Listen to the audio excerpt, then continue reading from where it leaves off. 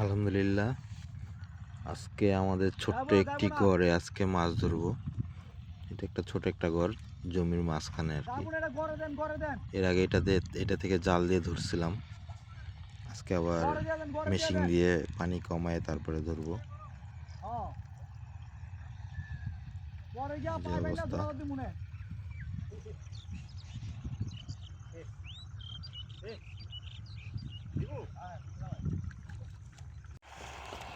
যে অবস্থা, আজকের মাছ অবস্থা, কই, শিং, জাগুর সব মাছ মিলিয়ে পাইছি। আর কইগুলো একটু বড় বড় সাইজই পাইছি। আর এই বস্তা পুরো খলসা মাছ ভরা, চায়না খলসা, চায়না খলসা এগুলো এক বস্তা পাইছি। আর এই বস্তা পুরো ভরা খলসা। আর শোল পাইছি, বড় শোল পাইনি আর কি, শোলটা কি পাইছি।